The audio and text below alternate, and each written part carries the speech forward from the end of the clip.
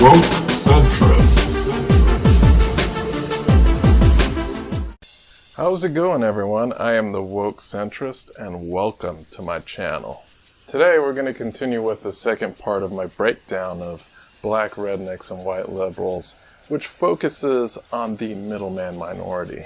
If you haven't seen the first video in the series, I encourage you to check it out, and I'll go ahead and leave a link down below. But before we get into it, how about some woke magic?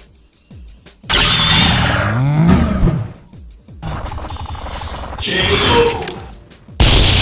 Hyper Combo Fish. So before we define what a middleman minority is, we're not talking about people of color, or what I like to call POCs for short, which I suspect will become a derogatory term in the next couple of decades, but I digress. A middleman minority can be any race. So what is a middleman minority? Well, first off, let's take a look at the first part of the moniker. Merriam-Webster defines a middleman as an intermediary or agent between two parties, especially a dealer, agent, or company intermediate between the producer of goods and the retailer or consumer. So a middleman minority is a minority population within a society that serves as a middleman between consumers and producers.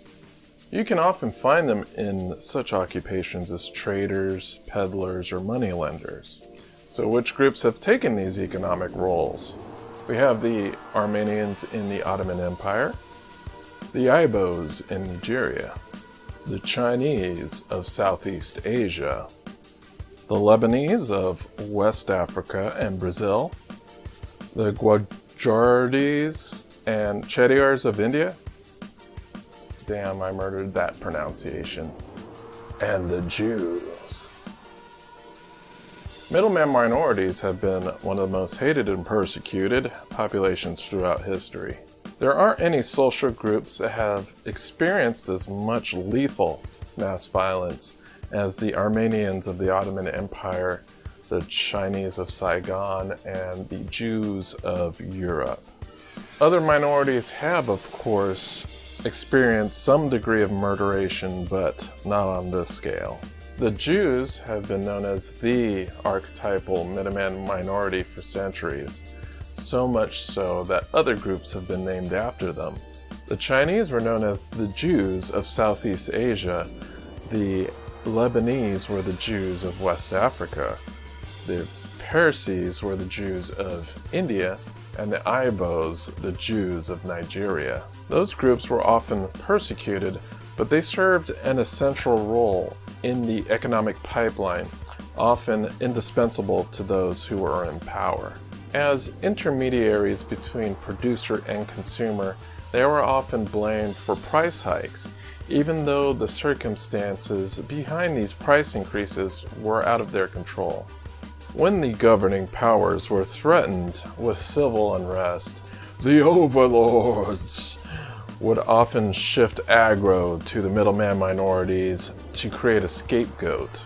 This was easy to do because, to the working class, middleman minorities seemed to magically gain wealth without any physical toil, but simply just bought and sold goods, making money off of the exchange. So because of the differences in values, culture, and discipline, the middleman minorities filled a unique economic void that the surrounding dominant culture didn't capitalize on. These groups would remain withdrawn from the larger society, which would create social and economic rifts.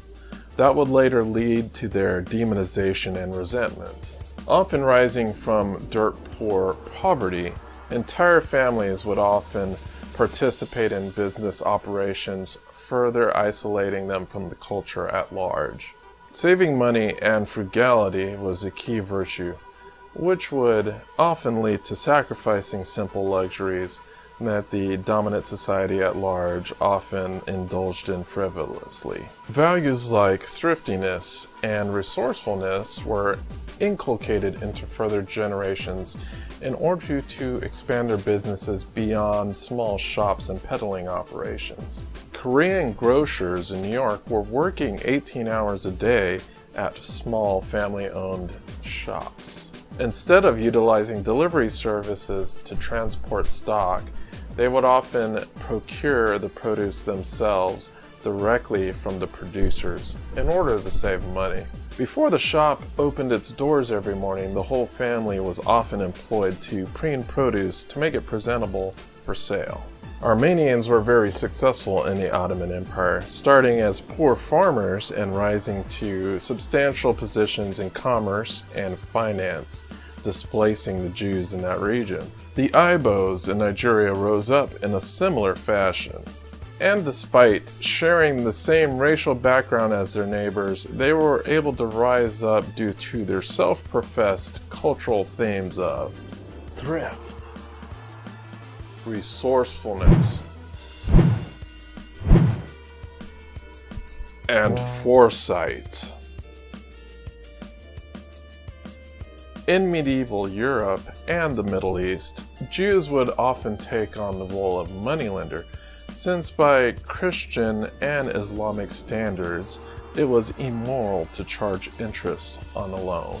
Another popular trade that middleman minorities would often venture into was garment manufacture, which required little capital to start, but the main requirement to make a living out of it was to work long hours. The typical path of a middleman minority was to start in shopkeeping or peddling, to eventually get into more lucrative commerce such as manufacturing or transportation, eventually aiming for the professions by getting their children into higher education.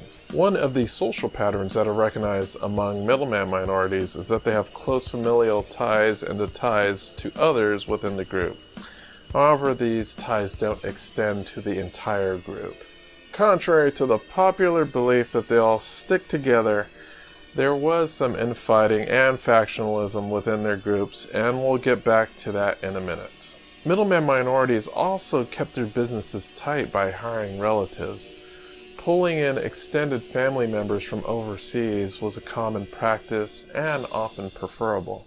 They often sent stipends back to their families overseas. This practice was often vilified as taking wealth out of the local economy. However, the small percentage of the earnings that they transferred back home was insignificant in comparison to the economic boost that they provided to the local economy. Middleman minorities also had the luxury of driving business costs down because of the immense amount of trust within their groups. Lebanese bling-bling diamond traders would often make transactions with each other without receipts, as the Jewish bling-bling diamond traders in the Diamond District in New York. Remember when I talked about the infighting? Well, although trust was high within some of these subgroups within these ethnic enclaves, there were instances of factionalism that would sometimes put them at odds. At the height of Jewish immigration to the U.S., the Jewish would often stick to their own ethnic subgroups and enclaves. Eastern European Jews were often seen as the lowest class on the Jewish totem pole. Russian and Polish Jews lived in separate enclaves as well. Intermarriage between the two groups was often kept at bay due to mutual intolerance. The Lebanese separated themselves by Christian and Muslim religious ideology and fractured further still. The Shia and Sunni were at odds with each other, as were the Catholics, Mennonites, and Orthodox in the Christian communities. The Chinese in Southeast Asia were often separated by dialect and often worked in separate sectors in the economy. Knowing that the life of a straight-up hustler was a difficult affair, education was a value ingrained in their children. Once middleman minority business owners were economically stable, they began to push their children into higher education to pursue the professions. On average, children from these up-and-comers were getting higher scores on tests and entrance exams than the surrounding native population. According to Thomas Sowell, in the 1900s, higher institutions of learning such as Harvard had to put admission limits on Jews because of the high talent pool would overrun the universities. I would say this is definitely a little debatable. He says it's because of a high talent pool. It could be other reasons such as racism at the time. To sum everything up, middleman minorities had to be different than the society at large. It took a specific mindset that was not already present in the native cultures that they provided their services to.